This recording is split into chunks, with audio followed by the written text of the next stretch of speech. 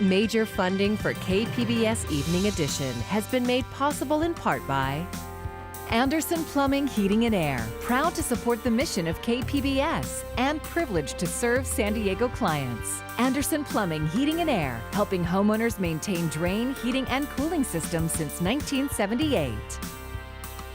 And by the Conrad Prebys Foundation, Darlene Marcos Shiley, and by the following.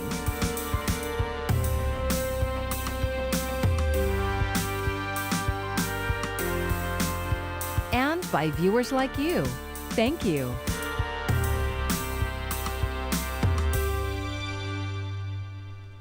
Good evening. It's Wednesday, September 9th. Thanks for joining us. I'm Amitha Sharma. It's day 5 for crews on the fire lines in East County as they tackle hot spots amid high winds. Here are the latest numbers from CAL FIRE. The Valley Fire burning south of Alpine is now 11% contained. The size is more than 17,500 acres. 20 homes have been destroyed and at least 4 others damaged. KPBS reporter Matt Hoffman is live in Alpine, where he met a man who saved his house from the flames while his neighbors lost theirs. Matt, what do you have for us? Amitha, right now we are here off of Hopatool Road, just outside of an evacuation zone in the Alpine area. I want to show you behind me, still a number of road closures are here in this area. Now, thankfully, though, fire officials say it didn't get as windy as they thought here last night. Santa Ana winds expected at 50 miles an hour.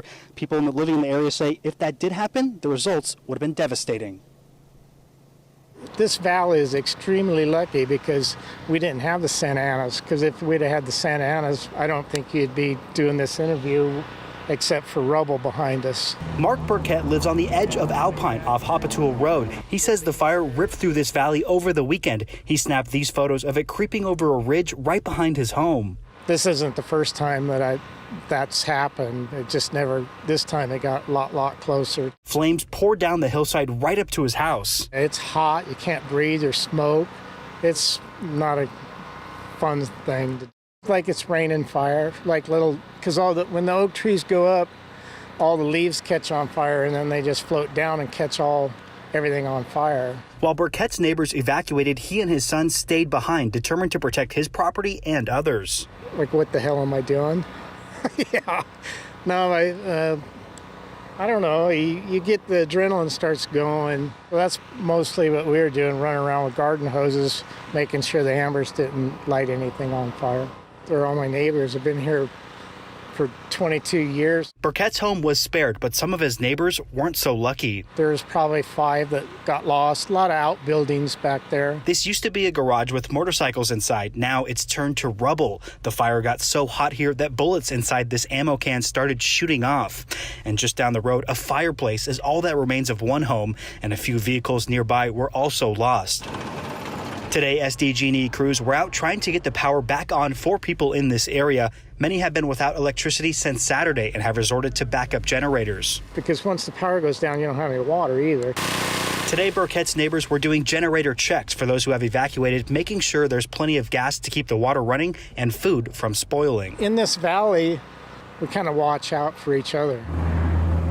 It's been 5 days since the fire first broke out, and while we aren't seeing any walls of fire or huge flames now, there is still a lot of hot spots spread out over a large area. There have been some flare-ups, and all it takes is one ember to restart a huge fire. Yeah, and fire officials basically just asking people in this area to bear with them as they try to get more of a containment on this fire. Only 11% surrounded right now. As you can see, there's people behind me who want to get into this area, but fire officials, they say it's just not safe. Here in Alpine, Matt Hoffman, KPBS News. Thank you for that report, Matt. Fires are burning millions of acres up and down the West Coast. In the Bay Area, the sky was an apocalyptic orange this morning. It's the result of the marine layer combined with heavy smoke from wildfires in Northern California. There are also reports of ash falling. More than 20 major fires are raging in a year that has already seen a record 2.2 million acres burned. What we're experiencing this year is simply without precedent, and no legislative session could address the 14,000 lightning strikes that we experienced over the last few weeks. No legislative session can foundationally address the conditions this heat wave has produced in terms of the heat dome and the impact that's had, as well as the Santa Ana and Diablo winds. In Oregon, some fires are so dangerous, firefighters are being forced to retreat. Thousands of residents have evacuated to escape the flames. And in Washington, more acres burned Monday alone than in the past 12 fire seasons. You can find all of our fire coverage online at kpbs.org, and we'll have our weather forecast and another update on the Valley Fire later in the newscast. A deadly day for our county amid the coronavirus pandemic and a warning from public health officials. 12 more deaths from the virus were reported today, bringing the total to 721. 247 new cases were also confirmed. We're still in the state's Tier 2 designation, but as KPBS reporter John Carroll tells us, we're moving closer to the most restrictive level. Right now we are in red. The state outlined that yesterday at 6.9. 6.9. That's the ranking the county has now, which puts us, as Supervisor Fletcher said, in the red tier. But just a 0.1% increase to 7 would start a clock, a countdown Fletcher says we should do everything we can to avoid. So if we saw a significant increase or a slight increase over 7, we would have to be there for 2 consecutive weeks before we would officially move into the purple tier. With the changes and restrictions that go with that. So far, San Diego has been fortunate with its tier ranking. Every other large California county is in the purple, most restrictive tier. If we slide back into that tier, limits will go back into place on indoor operations for so-called non-essential businesses. Retail stores, libraries, and malls would be able to stay open with 25% capacity restrictions. Hair salons and barbershops would be able to continue indoor operations, which is a change from the previous state guidelines. Fletcher says a discrepancy between how the state and the county use testing data is being worked out with the state. The state is going to be using our testing data and results to reflect on their website until such time as the technical glitches can be corrected between the two. Positive news on testing today. The county says results from all labs, public and private, are now being turned around in a maximum of 2 days. And Supervisor Cox had some good news for people who need food assistance. The Great Plates program, which provides seniors 3 delivered meals a day, is being extended through October 9th. And he urged folks to take advantage of a companion program, Great Plates 2.0, which delivers a hearty dinner to anyone over 18 who is living with a health condition or disability that makes it difficult to prepare or obtain meals. More information is available on both programs at aging.sandiego.gov. John Carroll, KPBS News. San Diego State University saw an uptick in the number of COVID-19 cases today, with the county reporting 44 new cases. This brings the university's total up to 444. San Diego County Public Health Officer Wilma Wooten said it's possible cases from the university could tip the county into the purple tier of the state's monitoring system, which would trigger additional closures. But cases in other parts of the county would also have to spike for that to happen. Certainly, yes, that is possible if the cumulative number of daily cases continues to, increases to a point that we were seeing in July, where we have 300, 400, 500 daily cases. The university also announced its first hospitalization resulting from the spread of COVID-19. SDSU administrators said they're currently investigating about 500 violations of the university's social distancing policies. UC San Diego was supposed to take part in AstraZeneca's coronavirus vaccine clinical trial until it was paused this week. The director of the National Institutes of Health says a volunteer in the trial suffered a spinal cord problem. No one in San Diego has received AstraZeneca's vaccine. As Mandy Gaither reports, the company has joined 8 others in making a pledge meant to ease vaccine concerns. In the fight against COVID-19, it's a weapon many are waiting on, a vaccine. For wide availability, I would say we're going to be well into 2021 when that happens, if everything goes perfect in phase 3 clinical trials. U.S. Food and Drug Administration Commissioner Dr. Stephen Hahn said the agency could consider emergency use authorization or approval for a COVID-19 vaccine before those critical phase 3 trials are complete. On Tuesday, 9 biopharmaceutical companies released a joint pledge to uphold high ethical standards, saying they'll only submit for approval or emergency use authorization after demonstrating safety and efficacy through a phase 3 clinical study that is designed and conducted to meet requirements of expert regulatory authorities such as FDA.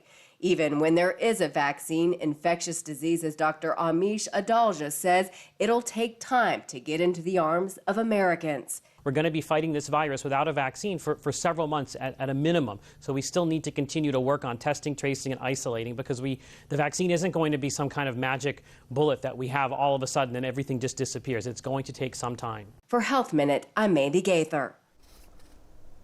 As for the halted vaccine trial, AstraZeneca says, quote, "We are working to expedite the review of the single event to minimize any potential impact on the trial timeline." That vaccine is one of 3 coronavirus vaccines in late-stage phase 3 trials in the U.S.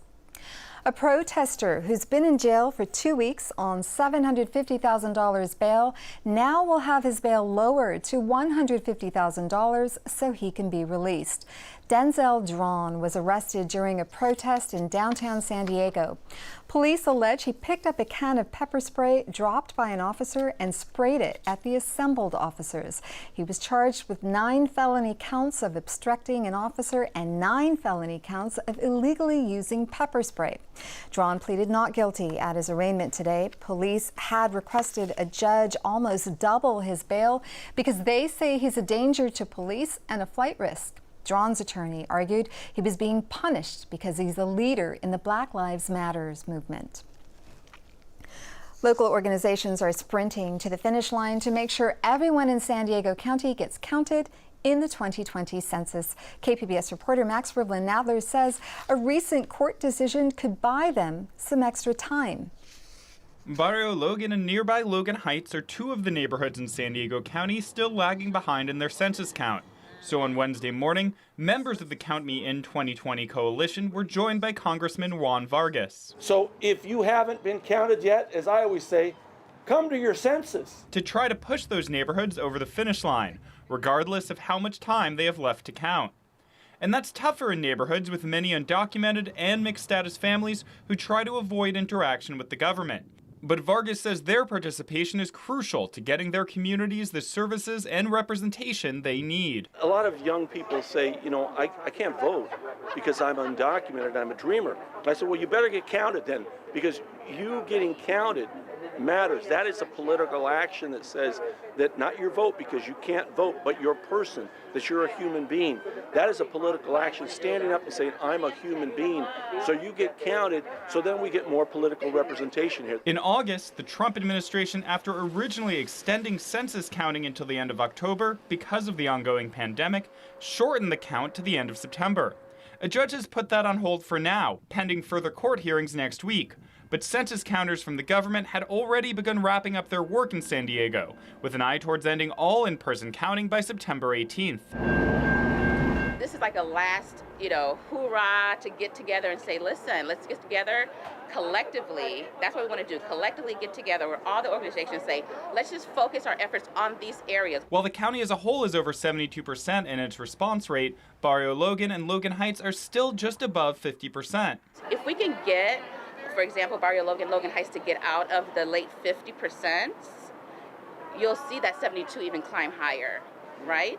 So that's what we're trying to accomplish. And I am hopeful.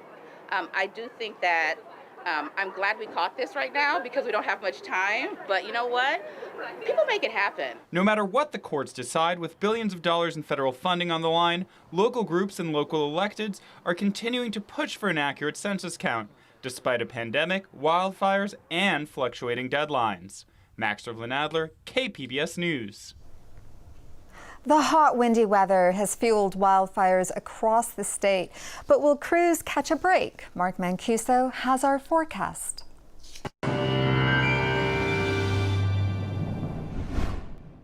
More smoke and poor visibilities in our area for the next day or so. Tomorrow, we'll see a lighter northeasterly flow and that will keep us warm. But then for the end of the week, we'll start to see the onshore flow come back, and we'll see the return of the marine layer, and that will bring a little cooling as we take you into the weekend. Here's the latest in the Valley fire. September the 5th is when it started. Containment 11%. Overnight, we did not see high winds materialize over the fire, so humidity levels were up a little bit. But it continues to show rapid rates of spread. 20 structures, 25 outbuildings have been destroyed. Mandatory evacuations in place. If you're near the perimeter of the fire, you may be asked to evacuate in about 15 minutes notice. And so far, 700 fire personnel are battling the blaze. Unfortunately, we can't have more because there's other large fires burning in the state. So the firefighters are spread out thin. Now, let's take a look at temperatures tonight. Cooling to 58 in Oceanside, San Diego 66, Borrego Springs at 66, and Mount Laguna's at 50. For tomorrow, well, that northeasterly flow, we will see it staying warm here in the valleys towards the coast, but a little relief coming into the deserts. Temperatures 97 Borrego Springs and Mount Laguna's at 76. Very warm though. Ramona, Escondido, El Cajon in the mid-90s. We'll be in the mid-80s in San Diego over to Oceanside with that northeasterly flow.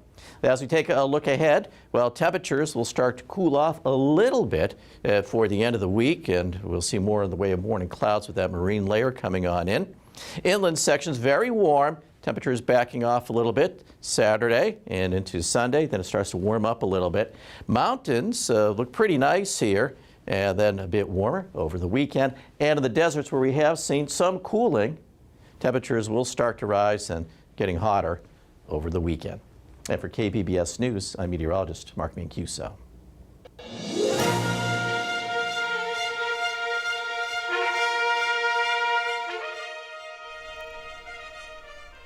The decades-long, solidly Republican 50th Congressional District may be losing its red tinge. A San Diego Union Tribune 10 News poll shows former Congressman Darrell Issa in a statistical tie with Democratic business owner Amar Campa-Najjar. The survey of 508 voters put Issa at 46% and Campa-Najjar at 45%. The poll also found President Trump trailing Democratic challenger Joe Biden by 3 points. The 50th Congressional District re-elected former Congressman Duncan Hunter even after he was criminally indicted for illegally spending campaign funds. Hunter resigned from his seat earlier this year after pleading guilty to 1 federal felony and receiving an 11-month sentence. President Trump is defending his response to the COVID-19 pandemic. This after recordings from February show the president knew the coronavirus was deadly and worse than the flu, even though he was downplaying the dangers to the American public. The audio recordings obtained by CNN are detailed in veteran journalist Bob Woodward's new book. As Daryl Forges reports, the president calls it a political hit job. New audio recordings of President Donald Trump putting the early days of the coronavirus response into the spotlight. Speaking to journalist Bob Woodward for a book set to be released next week, the president in February appeared to acknowledge the threat of the coronavirus in audio obtained by CNN. It goes through air, Bob. That's always tougher than the touch. You know, the touch, you don't have to touch things, right? But the air, you just breathe the air. That's how it's passed. And so that's a very tricky one. That's a very delicate one. It's also more deadly than your strenuous flus. During that same time in public, the president said the disease was very much under control and cases would disappear. As of Wednesday, the U.S. has over 6.3 million known cases of COVID-19. The president also told Woodward this in March. Well, I think, Bob, really, to be honest with you, Sure, I want you to.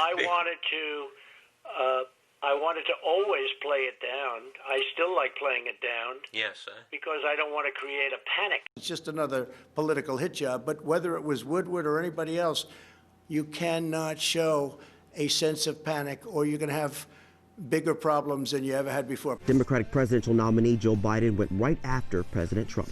He knew how dangerous it was. And while this deadly disease ripped through our nation, he failed to do his job on purpose. I think we've done from every standpoint a incredible job. In Washington, I'm Daryl Forges. You can find our local election coverage on our website. Click on the Election 2020 banner at kpbs.org, and the KPBS Voter Guide will be available on October 5th. La Jolla Playhouse's WOW, or Without Walls Festival, was forced online by COVID-19.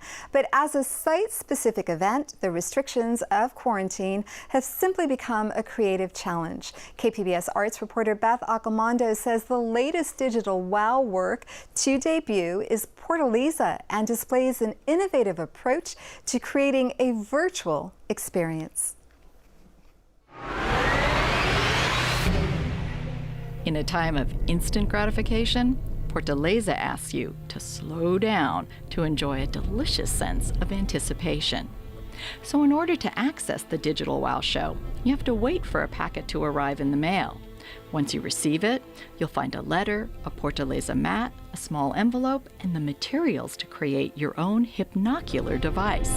How wonderful it is to receive something that you can hold and touch. That gives permission as well for something that can feel more, I think, experiential. David Reynoso is the multimedia artist who created Portaleza. There are elements of it feeling that it is both very humble in the fact that there's paper and things that you assemble that are kind of very low tech, and then also pairing with something that feels very high tech and digital, but almost digital in the nostalgic sense of kind of the early computers. At this unlikely intersection of high and low tech, Portaleza explores the need for connection during a time of social distancing. The wondrous experience begins with placing your hypnocular device on your cell phone. I was so enthralled with the inventiveness of Reynoso's work that I'm not sure how much to explain and what to leave a mystery. It's like you've been given an ancient artifact that's never been seen or used before. And I think it gives you permission for it to feel completely outside your realm of experience. Yes, I'm seeing a screen that I see every day, but suddenly it's being presented to me in a way that I had never experienced before.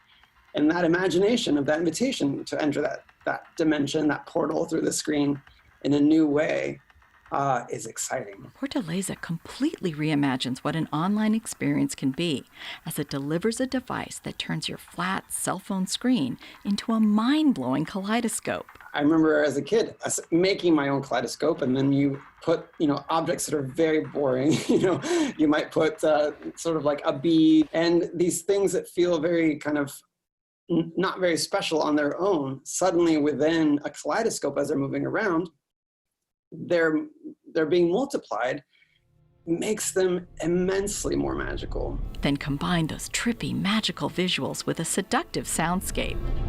It is a myriad of sounds that I have found and cut and spliced, and I'd say it's this kind of a sonic collage, if you will. I think sound is so powerful in what it's able to do to us emotionally.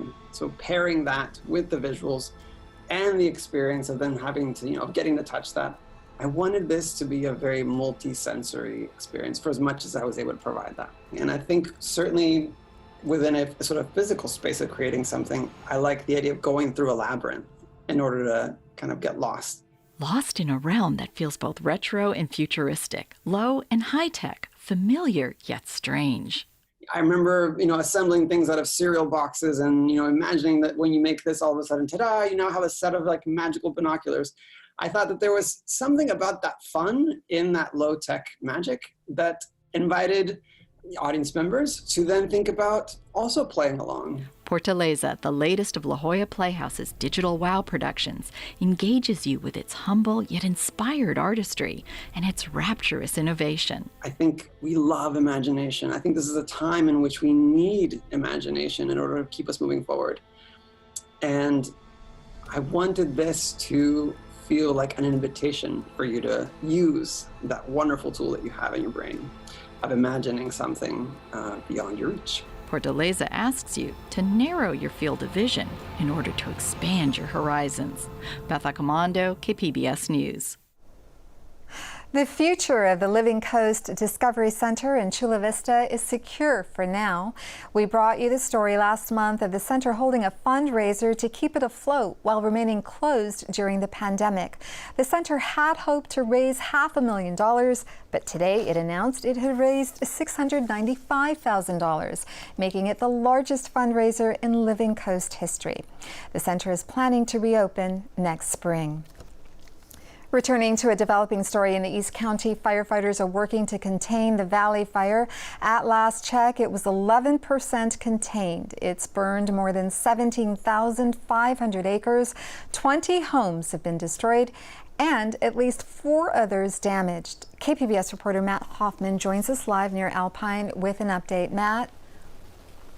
Yeah, Amitha, some 600 firefighters still battling the Valley Fire out here in East San Diego County. There's still a number of road closures, especially outside the evacuation zones. This is off Hopatool Road. You can see CHP. They're only letting emergency personnel in there right now. Now, firefighters, they got a break yesterday. There were high winds expected up to 50 miles an hour over the fire. Ended up only being about 25, but we are still seeing some flare-ups. As you can see, there were helicopters doing water drops throughout the day. We're not seeing huge walls of flames like we were seeing over the weekend, but still, firefighters are stretched thin, and they're seeing a lot of these little tiny flare-ups. Now, they were burning some fuel earlier, but evacuation zones are still in place. As you can see, some of that destruction, just homes burned. We know at least around 20 or so.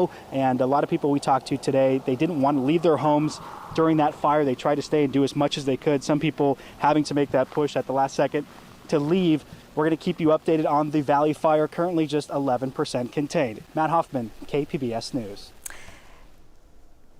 You can find tonight's stories on our website, kpbs.org/evening edition. Thank you for joining us and have a great evening.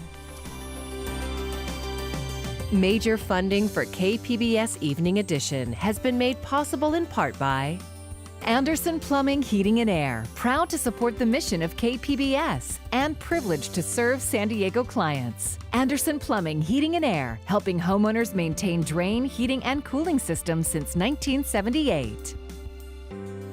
And by the Conrad Prebys Foundation, Darlene Marco Shiley. And by the following: